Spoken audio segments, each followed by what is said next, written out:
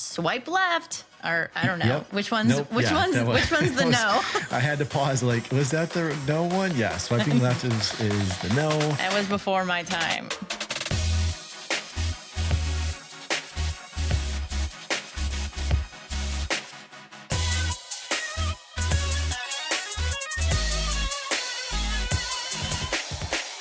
Hello, listeners, and welcome to this week's episode of Books I Make My Husband Read. I'm your host, Kristy, and this is my co-host, my husband, Jon, whom I make read the books. What's up, everybody? This week, we'll be talking about Book Lovers, a fun and funny modern romance aimed to make you rethink the classic Hallmark tropes of city slickers and small-town romantic interests. What happens to the city girl or guy that gets left behind in those stories? Well, enter Nora Stevens. A self-described ice queen, she's comfortable with going after what she wants. She just didn't think that it would include Charlie Lastra, book editor, and a man Nora has sworn to loathe. Blech. But before we get into our discussion, we want to share the next two books that Kristy's going to make me read. Because he loves it. I do. They are The Boyfriend by Frida McFadden, which I know you've been dying to get me to read a Frida book. So Yep. And you're reading it right now, and I think you're enjoying it. We agreed to read this together, and no fault of yours, but I have not picked this book up yet. But you are enjoying it? Yes. Yeah, very much. I don't have any other reference to a Frida book, so I don't know if it's a good or a bad book, but I've been enjoying it. Good. And then the second one, since we're getting into the holiday season, and we had a request from a listener if we were going to do any holiday-themed or holiday-esque books, and we are. So the next one that you're going to make me read is called A Very Merry Bromance by Lyssa Kay Adams. So I am so excited for you to read this book. This book came out last year, and I thought it was just ooey gooey. It was perfect for the holidays, which is not normally always the type of romance I go for, but it is a series of books called the Bromance Book Club, but you don't have to read them in order or anything like that. And I think you're really going to like the dialogue. And I do remember one time I was cracking up. This was in a different book, and I stopped it because I was laughing so hard, and I made you listen to the scene, and you were dying laughing too. Oh, yeah. I did. I didn't even have to know the context of the rest of the book. And I'm like, just that little clip was. It was hilarious. It was when funny. The guys all go to the sauna together, and they don't know what to wear in the sauna, and they don't know like if they put cucumbers over. They didn't like know what to do. They went to the spa, not the sauna, and they like didn't know what to do. It was hilarious. It was great. I'm excited for that one, actually. Yeah, I think you're really going to enjoy it. But that'll be the last book we're going to do for the season. That'll be episode 9. And then in episode 10, we'll kind of do a recap of the season. I have some ideas of what I think I want to do, but we'll see. Okay. And then we're going to take a little short break, about 6 weeks. We're guesstimating, and then we'll pick it back up in February, like once the holidays roll through and everything, and give you time to catch up on a couple books and maybe read some books that you want to read and not ones that your wife is just making you read. That would be nice. Yeah. That would be nice. And in the meantime, don't forget that you can always keep up with our upcoming books by following us on Instagram at Books I Make My Husband Read. Yep. And while you're there, drop us a comment, send us a DM, whatever. If you have a question, we do love questions. Let us know, and we'll try to answer it on the next episode of the show. This week, we did not get a question, which is very sad. Boo. But you had a coworker who had previously sent us a question, and we did address it. And she was very unsatisfied with her answer. I'm just kidding. She said she just feels like her husband maybe is not that into books. And I thought, why didn't I say, have him try audiobooks? While I think reading books and listening to books are very much the same, some people just are better listeners. So he might find a book that he likes that he's like willing to listen to, just like a podcast. So have him listen to this podcast. That's what I was just going to say. Start him off on a podcast like this one. Yeah, have him listen to our podcast. Maybe there's a book he hears that he might be interested in from here. You never know. Yeah, and remember that, as always, this episode will contain spoilers. Wait for the whoosh, and we'll let you know before the cat is out of the bag, and we're going to drop all the spoiler bombs. Yes. Should we do the book summary now? Let's do the book summary now. Nora Stevens' life is books. She reads them all, and she is not that type of heroine. Not the plucky one, not the laid-back dream girl, and especially not the sweetheart. In fact, the only people Nora is a heroine for are her clients, for whom she lands enormous deals as a cutthroat literary agent, and her beloved little sister, Libby. And it's Libby who convinces Nora they need to take a month-long vacation, specifically to a tiny town called Sunshine Falls, which happens to be the setting of one of Nora's clients' hit new novels. Out of growing concern for her pregnant sister, Nora reluctantly agrees, and the two set out on a vacation with a checklist of small-town romance novel must-dos, including, but not limited to, wearing a flannel shirt, going on a date with a cowboy, Woo! and saving a dying business. Yeah, Libby's got big plans for the two of them. She sure does. And everything seems to be going great. But instead of picnics and meadows or run-ins with a handsome country doctor or bulging four-armed bartender, Nora keeps running into that darn Charlie Lastra, a bookish, brooding editor from back in the city and a man Nora has sworn to loathe. And if Nora is not your ideal heroine, Charlie is nobody's hero. But as they're thrown together again and again, a series of coincidences no editor worth their salt would allow, what they discover might just unravel the carefully crafted stories they've written about themselves. Now, introducing for the first time. Oh, wait, it's not that kind of show. Oh, yeah, no. But hey, this is when you're going to hear the swoosh. So for any of you listeners who don't want spoilers, please swipe left. Or I don't know. Yep. Which one's Nope. which one's the no? I had to pause. Like, was that the no one? Yeah, swiping left is the no. That was before my time. Yes, we are not Gen Zers. Okay, and here comes the whoosh. Did it go? Let's talk about what we rated the book. All right, I went first last time. So I have read all of Emily Henry's. I think she had a couple before this. So I don't want to say every single one of their books because I think there might have been a couple I missed. But starting with Beach Read, she's come out with a book every spring, I believe it is, and I've read them all. And Book Lovers is my favorite, though. I like this one the best because I relate a lot to Nora Stevens. Shocker. I'm not saying I've ever been called the Ice Queen, but it's been close. So I appreciated Nora as a strong female character. And I didn't mind that she is going after what she wants and she knows how she wants her life to look. And it looks very different than a lot of, traditional women are expected to behave a certain way and have a certain life. And I just really appreciate that about her character. And I do really like the dialogue between her and Charlie. So I gave it 5 stars. Nice. Yeah, I did too. It was a really fun read. I pretty much tore straight through it. You tore straight through it. I mean, it helps when you're going on like a 10-hour drive and you can just crush it. Yes. So John and I, a few weeks ago, drove up to Montreal. We were off work. And instead of enjoying each other's company, we both put our AirPods in and listened to separate books. All in the name of the podcast. But we also both work from home, and so we spent a lot of time with each other in general. Yeah, that's true. But you tore through it, as you were. And, it was another book with outstanding. I loved the banter between Charlie and Nora. So fun, so pithy and dry. Just the overall dialogue, again, was really good. Yes, the book is obviously around Nora and Charlie's sort of blossoming relationship. I didn't really actually think that was the core of the book. I actually felt the core of the book was really more about her and her sister, which I appreciated. It felt a little less like a traditional, I'm going to use air quotes, enemies to lover. And there's this other dynamic to it, which I appreciated. Yeah, absolutely. Yeah, it is a big part of the book. And I think that when you have rom-coms, and Abby Jimenez does this, there's multiple relationships. And even the Just for the Summer that we also did earlier this season, there's not just the Justin and Emma. There's also her and her best friend and her and her mom. There's a lot going on there. So yeah, it just creates for this really well-rounded book. Yeah. You ready for your questions? I think so. Ding, ding. Tap me in. Let's go. Emily Henry said she wanted to write a novel from the city person who gets left behind's point of view.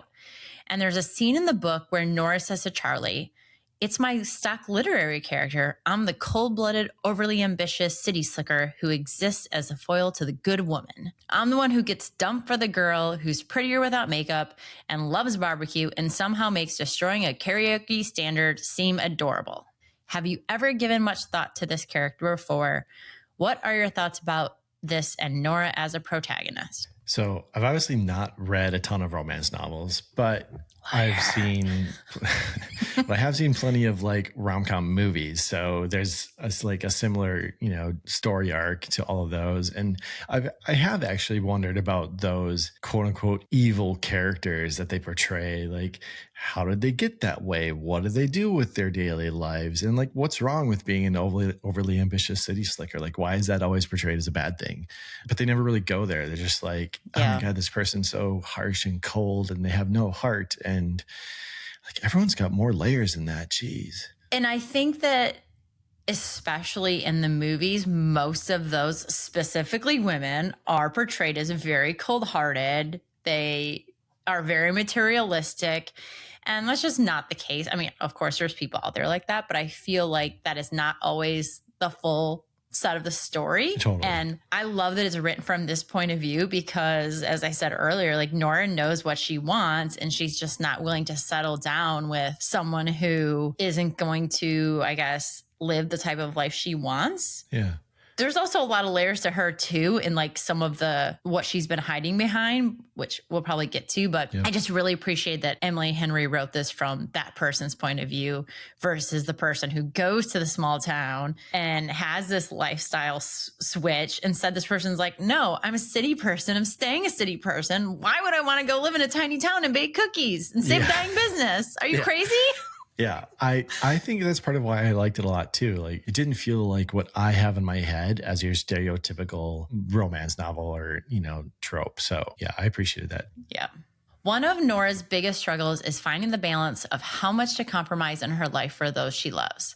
What role do you think compromise plays in love? What to you is uncompromisable?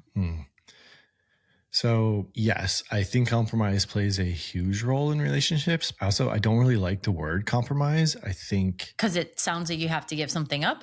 Yeah, it's got a negative connotation to it. I feel like it's also a lot of times used in the same way as like conceding, or they're used interchangeably. And I don't think it's not about giving something up. It's about finding a balance. It's like navigating what's important to your partner or your spouse, and then finding that balance of how you can lean into some things or lean away from other things, and all from the point of view of like you're helping the other person find more joy or something like that, as opposed to leveling down both of your wants to meet in the middle or meet at some lower result. I don't know how else to say that. Like, do you understand what I'm saying? I think so. I think that the very definition of like compromise, though, is what you were saying earlier, like giving, it's almost Both like you're sides giving have to give something up. Yeah. So in your opinion, though, like when it specifically comes to relationships and any type of relationship, it doesn't even necessarily need to be a romantic relationship. Totally. You're saying that it's finding a balance, knowing that you're not maybe going to agree with every single thing about that person or like every single thing. I mean, yeah, it's like if you don't compromise, or if you don't run into a relationship with some sort of like moldability about yourself, you're just kind of going in rigid. Like you're one puzzle piece and you're just waiting to find the exact right puzzle piece that fits into your puzzle piece. And I just don't think that that's a realistic way to live or like have human relationships.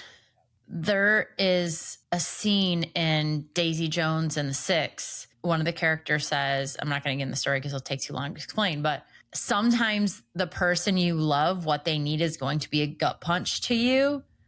So I think it's also like, what are you really willing to tolerate? And that's a different threshold for everybody. But sometimes you make the decision, like, this is the person, like in our relationship, like this is the person I want to spend my life with. And sometimes the things you need to be a happy human maybe are really frustrating to me, but I have to accept that. Yeah, it's a good and analogy. Vice versa. I know I never do anything that's annoying to you or pisses you off ever. Nope, never. I'm not going to be caught on a recording saying that. And that's when I kill them, Your Honor. Yes, you're absolutely right. It's like the second part of that question was like, what do you think is non-negotiable? And I think it kind of ties in. Each person has sort of, their core set of beliefs that make up who they are as an individual. And any healthy relationship, you try not to change those, right? Those are your center and your core, and everything else kind of around that. It helps you sort of balance and grow and, change over time. Yeah. So I find this horrifying, but when considering a book, Nora immediately goes to the last page and makes her judgment. Some folks use the page 60 strategy where they read 60 pages to see if it grabs them. And yet others, like Libby in the book, go in cold. What's your strategy? Whatever you make me read. That's my strategy, at least for the last few months. I wrote this question and I didn't even think about that until just this moment. So yes, obviously in jest, that's a huge part. At least lately, that's been a huge part. But before that, the designer in me, like 100% judges a book by its cover. Like that's my first instinct. Tisk.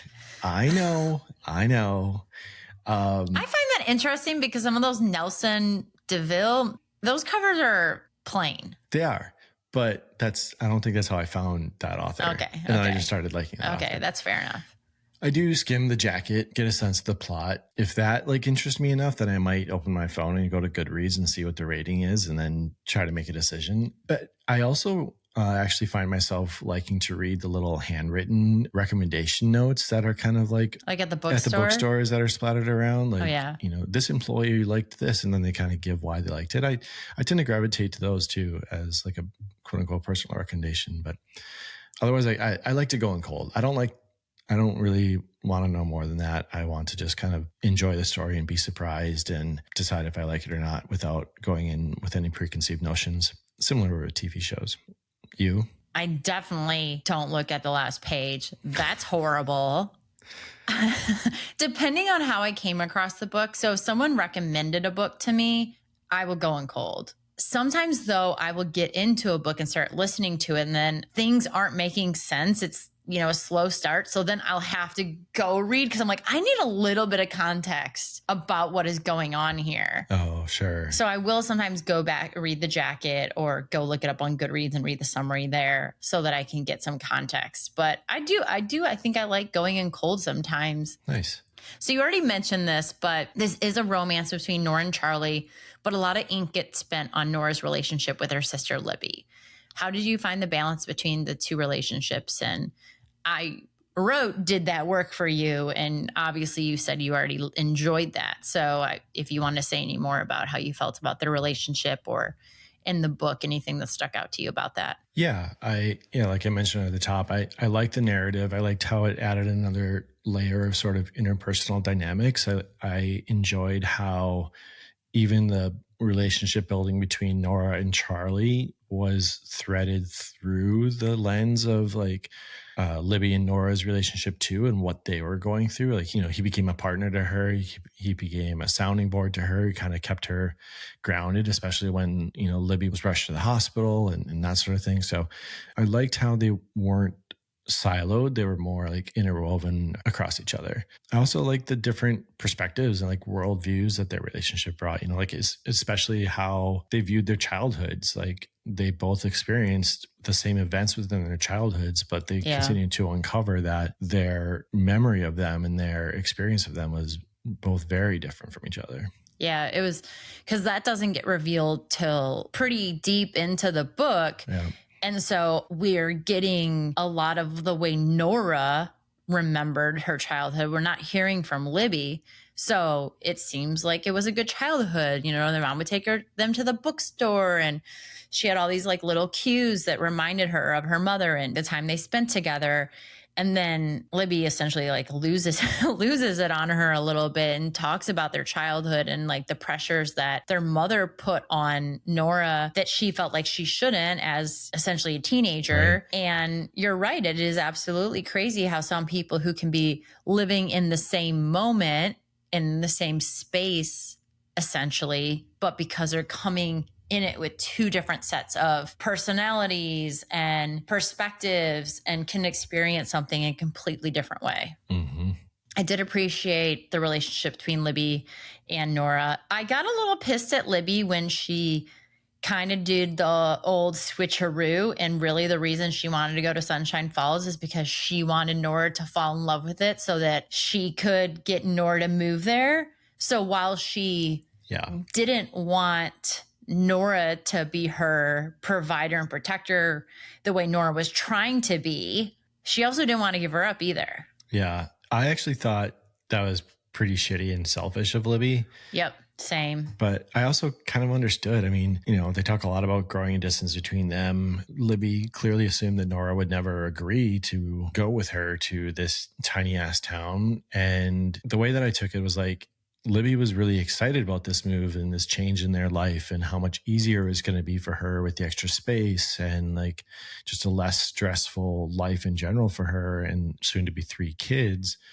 And she like didn't want to get in a fight with her about it. So she comes up with this ruse. And I was just like, I understood why she did it. But yeah, I still thought it was kind of shitty. But I mean, in the same light, it's like Nora's reaction, I thought was also super selfish. Like she was trying to force Libby to live the life through her prism. Like the city is great. This is where mom was. This is all the wonderful things that we still had as a child. And that's just, she didn't know that like Libby just, that's not what she wanted. And so, you know, she could feel the relationship with her sister like slipping away, and her tactic was to try to hold on even tighter, which we know that when you do that, things just slip away even faster. So yeah, it was amazing how close the sisters were, but they were keeping so much from each other too.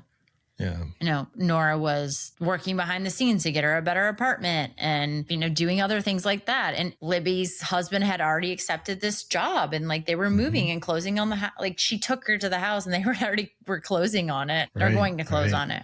Yeah, so I definitely don't think that was the best moment for either of them, but it was the culmination that needed to happen in order to, you know, work to the point that they both were trying to get to, like, which was, you know, stitching back the relationship that they knew they had and both wanted. Yeah. So there's a scene where Nora and Charlie are skinny dipping, which is one of the items that Libby has on her list that they're supposed to check off, their list of small town to-dos. Have you ever done that, by the way? Skinny dipped? Yeah. Yes. Okay, yeah. My parents listen to the podcast. Have you?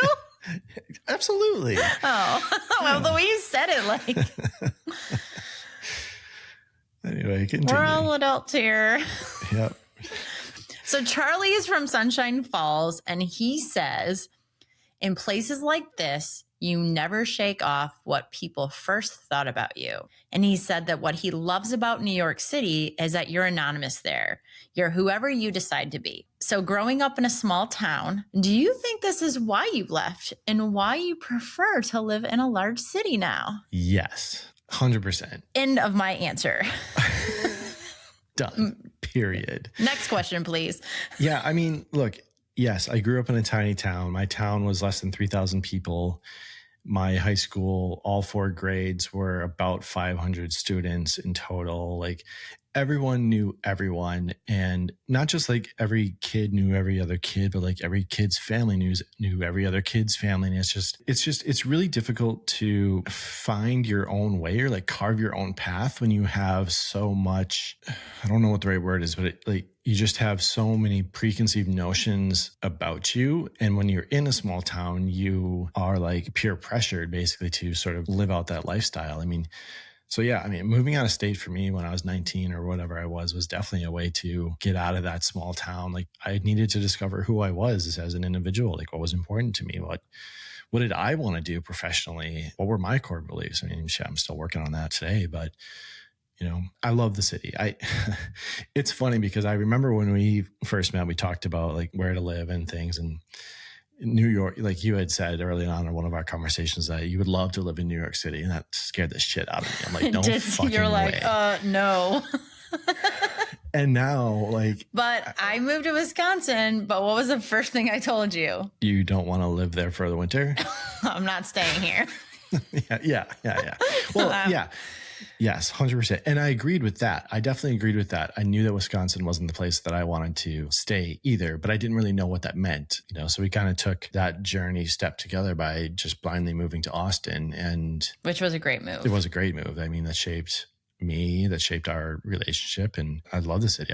I love it for the amenities and everything that it provides, around us. I don't know that it's just the anonymity of it, but yeah, I do think that plays a part in it too. I like the city. Yeah, there's something about, I imagine, I'm not from a small town, as you know, but I imagine that there's also just like you said, the pressure, but there's also not the anonymity. I know it's a tough one. It's like whatever. I know there's literally some words I just don't try to say because I mess them up. But anyway, It's not just being anonymous. There you go. Nailed it. But knowing that you can walk down the street and you're likely not to run into someone you know, and you can look crazy or do something stupid or trip on the sidewalk. And it's not like that in a small town. Yeah. Like there is someone who is going to see you walking down Main Street and tell your parents. Yeah. I saw them smoking. That happened to you, didn't it? No, but if my parents didn't know I smoked, that's just crazy. But yeah, I mean, they do now. No, they knew before I told them afterwards. I thought you said your mom actually didn't know. I mean, years went by before I mentioned it. Maybe I did mention it. No, anyway, I'm pretty surprise. sure. I'm pretty sure you said you had to tell your dad because you had to fill out like an insurance form, but you said don't tell mom. That's right. Sorry, Kathy. Oh, that's funny. That's funny. But, I also want to be fair that there is something pleasant and calming about living in a small town like that too. But we get pockets of it in cities. Like we talked about our favorite restaurant in Indianapolis, where it was just like, there are moments where it's nice to be recognized. It's nice to be like, they know what your drink order is, or, whatever. Like there are moments like that are fun. You can find that in a big city though. Yeah, totally. Yeah. I'm just saying like there are slivers of that lifestyle that people find enjoyable. And I think that's awesome. It's just definitely not for me or not for us. Yeah. So speaking of living or being in different places, have you ever felt like different places brought out different parts of you? And I already know the answer to this one. Should I answer this for you? Yeah, I mean, I don't think this is a secret. I mean, it might be a secret to their listeners because they don't know me. But yeah, I mean, I'd use the word chameleon. Like we go to a different place and I try on a different skin and see, what does this feel like? How does this feel like? Is this fit in here? Like, is this what this vibe is? And then be like, that doesn't feel right. That doesn't feel good. And kind of like toss that one off. And by doing those certain like taste tests of, does this feel right? Does this not feel right? It has also helped shape who I've become today. And I look back like to that move to Austin, who I was when we moved to Austin. And by the time we left, like person I became was 100%. A big reason was the environment that we were in. You too, obviously, but the environment as well. I had nothing to do with it. Shit. Did you cough right there? What was your answer going to be? What for me on this one? Well, just that I have said to you before, there are certain situations that we go in that I just feel like you're not your authentic self. Like I know your authentic self, and I get that not everyone is their authentic self every place they go, because we have people that we're more comfortable with, and relationship dynamics are different, and maybe in my case, some of my behaviors are not always appropriate for the public, for like public consumption. Public nudity. It's not like a regular practice, okay? Yeah. You ask if I had done it. So I just know that is like something that has come up in our relationship that I've called you out on, I would say. I mean, what about you? What do you feel like, different places, different faces kind of thing? I do feel like I make a concerted effort to try to be my authentic self most of the time, but I'm not always. I mean, again, you just have people you're more comfortable around and you can let your guard down. And we're going to talk about it, but the more people, know about you, like you give a part of yourself away. So sometimes you're in situations where you don't want to do that. But yeah, I mean, I think for some things that you, like you said, try on a different skin, I wouldn't say that about myself. Yeah. You've always had a stronger sense of who you are as an individual and have been comfortable in your skin for a long time. Yeah. I'm okay with being a nice queen.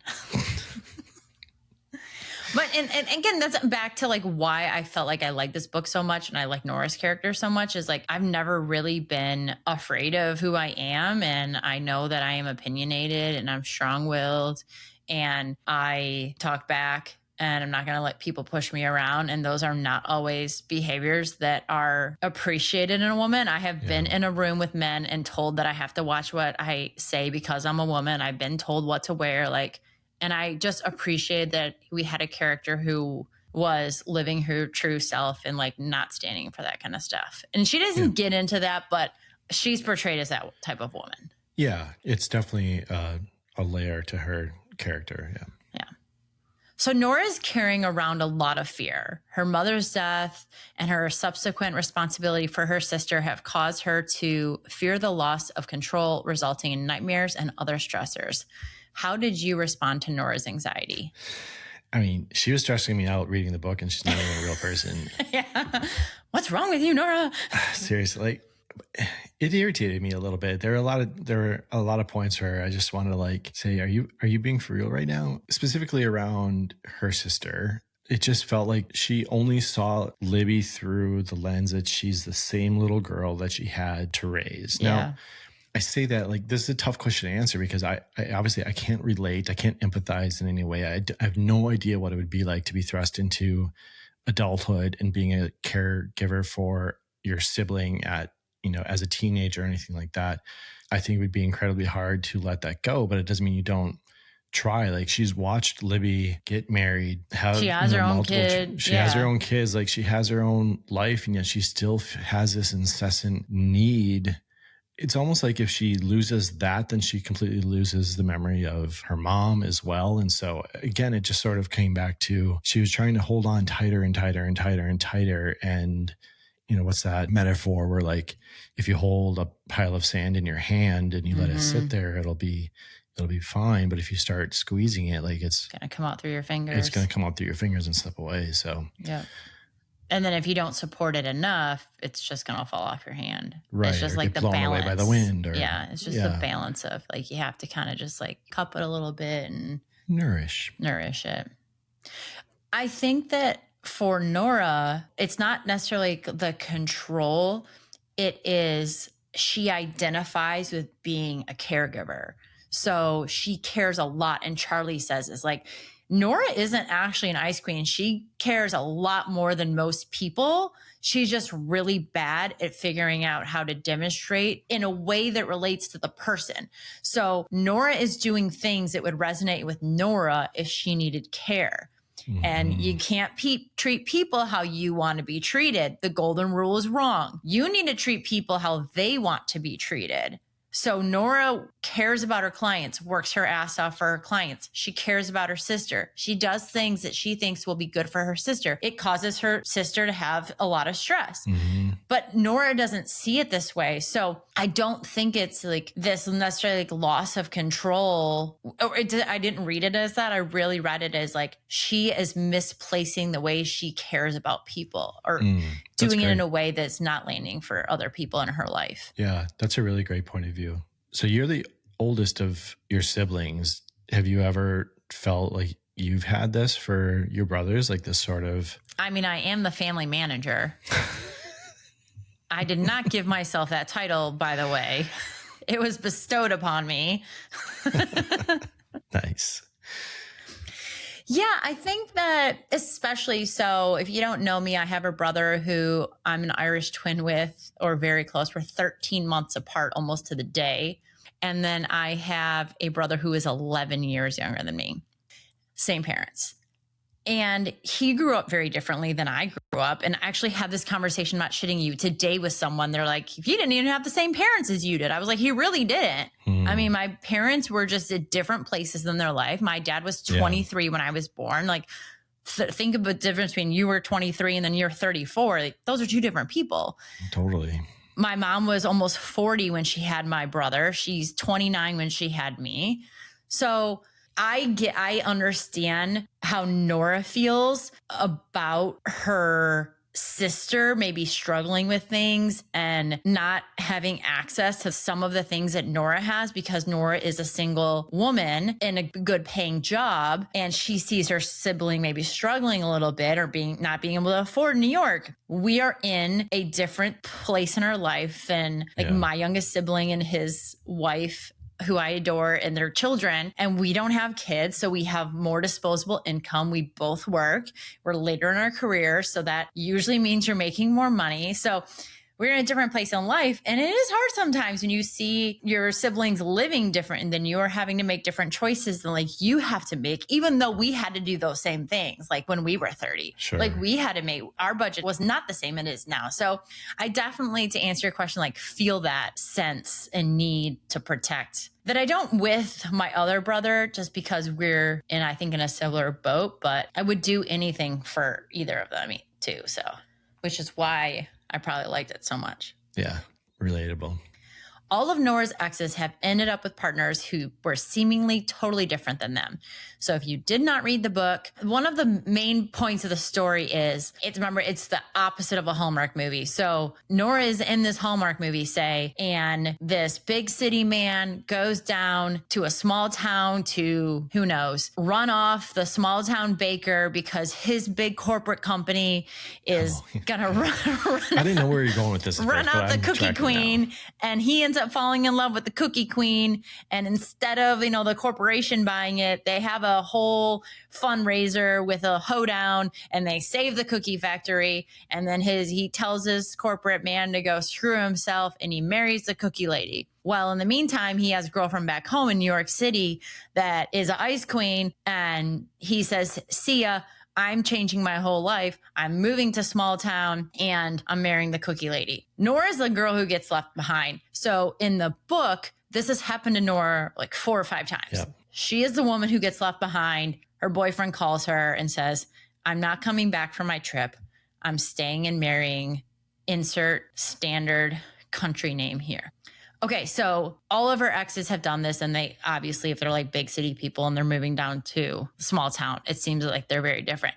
But Nora and Charlie, however, they seem like 2 peas in a pod. Do your favorite fictional characters tend to fall into one category or the other category? And do you feel the same about real life relationships? I think they probably tend to fall more in the former, in the more traditional opposites attract kind of way. I think of like Robin and Ted from How I Met Your Mother, or Peter Parker and Mary Jane, or You and Me even. Like, that's really interesting. Okay, because I'm glad you said this. Great. I was talking to a coworker at dinner tonight, and they said to me about him and his wife that they're really different, but they make it work. And I was like, that's the same as me, my husband and I. And he asked me how. And I don't have a good answer anymore. I mean, like, I'm very much an extrovert. You're very much like introvert. However, you're also very sociable when you're in like with people you feel comfortable. Again, back to that question about like when you are around people you're comfortable around, the Jon I know that I get to see regularly comes out. Like this weekend, giving my brother shit, that doesn't come out all the time. But you are comfortable with them. Yeah. And so like, there's that, just like the social dynamic between the two of us. But I think there's so many things that we are similar on. I don't know. Like, I would not say that we're opposites of each other by any means. We like a lot of the same things. Yeah. We truly are thinking the same things a lot of the same time. It's creepy. That's so very valid points. I think what I come back to when specifically around us then is it really revolves most around what you were just alluding to, how much more of an extrovert, how you are much more comfortable in your skin. You are just a different kind of social being than I am. And I think that's where the biggest differences for me sort of stand out. But I mean, you're right. Like, all the other sort of day-to-day things, there are a lot of similarities between us. So back to the question, though. That's my answer. I mean, yeah, I think opposites can attract, but it comes back around to the topic of finding balance and finding the push and pull and the give and take of working closely with another human being, working not just like working your day to day, but just like living day to day with another human being. We're complex creatures, and it takes a lot of balance and negotiating and, understanding to spend a life with somebody. So yeah. The whole opposites attract thing, I think, is really weird because you have to have in any relationship, this isn't just romantic relationships, any like friendship partnerships. Yeah, you have to have some kind of common ground. It can't just be one thing that, that type of relationship only goes so far. yeah. So I do think specifically if you're thinking like long-term relationships, not just this is the person I watch baseball with or whatever. Sure. You have to have common ground. Like specifically also in romantic relationships, like there has to be a standard set of values that you both are embracing and, living your life kind of by. Yeah. I'm seeing you smile and I'm waiting for what's going to come. It just popped in my head, like all the damn episodes of House Hunters that we used to watch, and just like how one person was like, I want to live in the country. I want to live in the city. Did you not talk cabinets. about this? Yeah. Like we don't want to live in the same place. I'm like, y'all got married. I just remember us yelling at the TV so many times, like, are you fucking kidding me? I mean, I think that's still with some people. I'm like, y'all got married. How do you not have some basic skills for communicating with each other? Yeah. I agree with that point about opposites, that there has to be common ground. But there is also part of what drew me to you was that you were different, and like being with a life partner that is different than you can help you grow, can help you absolutely. sort of, reveal things that you didn't even know, which I'm kind of bleeding into, I think, that other question you were alluding to, which maybe we should tee up. Yeah, right, just to wrap this up though, I mean, there are for sure characteristics that you possess that I have majorly struggled with in my life that you have thankfully rubbed off on me. Empathy. So you look for people that can balance you out. Yeah. Right. You see maybe my confidence and you're like, I want some more of what she's selling. And I'm like, oh, he's a really nice person. I need to be a little more nicer. All right, let's go on the next question. So as we had already talked about a little, but there's a scene in the book where Nora she's internally deciding how much about her mom she wants to share with Charlie. She says, I'm not ashamed of my upbringing, but the more you tell a person about yourself, the more power you hand over. Do you feel this way? That the more someone knows about you, the more power you give them? I do, but I think I would approach it I'd look at it with a less negative connotation, right? Like opening yourself up to anybody else is scary as shit. It exposes you, it makes you vulnerable, like it opens you to like real hurt. But it can also have the total opposite effect where opening up can really be empowering. Like you can reach new levels of yourself you didn't even know that were there with the right partner. They can help you see things that you never knew about yourself or never saw about yourself or never believed in yourself enough to allow to be seen. And so, I mean, you and I had that, right? Like I wouldn't be who I am today without you in my life, albeit with some real hard bumps along the way. But it was a piece of cake. It's like, I definitely would love to relive that. Yeah. Rinse and repeat, please. Groundhog's Day. Like, sign me up. Oh, man. But what? Yeah, go ahead. I was going to say there's the quote that loving someone, I'm not going to get it right, but it's like loving someone and giving them the power to destroy you and then believing that they won't. Yeah. And I think like that's really the deepest of loves. And again, this is not just, this is the relationship you probably have with your parent or people have with their parents, not specifically you, but people have with their parents or your siblings or, your closest of friends. Like you are giving them part of yourself and you're hoping that that person is not going to use that in a negative way. So it can be definitely scary to give bits of you away, especially when for Nora that she didn't have like healthy habits modeled for her. Yeah. She grew up in a life of like survival as opposed to a life of like healthy development, I guess. Yeah, I don't even know that it was survival. Like she looks back at her childhood and I think she has fond memories of it, but maybe some of the pressures that her mother put on her to grow up a little faster than she needed to. And then she really had to grow up fast when her mother passed away. Right. That's still like, that's an incredibly young age. Yeah. An incredibly young age. You do not have a fully developed brain yet. Yeah. So, all right, I have one more question for you. And it's a very serious one. There is a scene where Charlie says that he had a sex dream about the green M&M. Jesus. And Libby also says, I get it. That girl can get it. Anyway. That part was funny.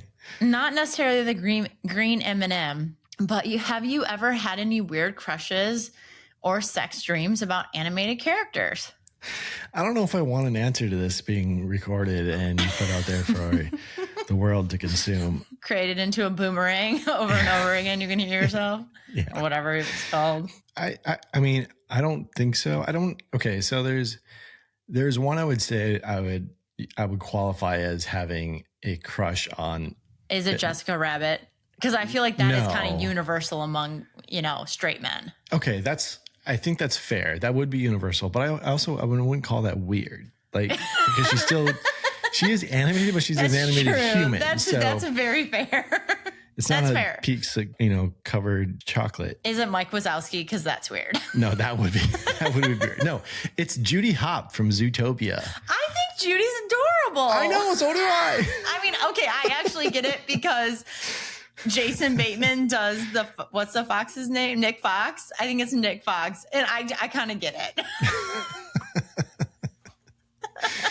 Oh, that's funny. This isn't a weird one, but one I thought of was Flynn Rider from Tangled. Yes, please. Oh, okay. Fair enough. I tried my best to stay away from like Disney princesses and things because that just seemed too That's cliche. A little creepy. Also a little creepy. I think you're creepy. I mean, let's be real. What childhood boy didn't have dreams about Ariel with the seashells? But you're also a 45-year-old man now. Well, I know. I'm not saying now. I said boy. I mean, I don't know. Jesus. Edit. Any final thoughts about the book? And of course, would you recommend this to our listeners? I would recommend it, especially if any of our listeners enjoyed Just for the Summer by Abby Jimenez. I think the two are similar, especially around the dialogue and the hilarious pithy banter between the main characters. I would recommend it. It's a fun read. It's a fun, lighthearted read and definitely worth the time. All right, then. Well, we wanted to remind everyone that the next two books in our lineup are The Boyfriend by Frida McFadden and A Very Merry Bromance by Lissa K. Adams. And don't forget that a free way to support our show is by leaving us a review and rating us on Apple Podcasts. Also, if you don't want to rate us, but you have a question or you have some feedback, you can email us at booksimakemyhusbandread@gmail.com. We would absolutely love to hear from you. We would. And that's all I got. That's it?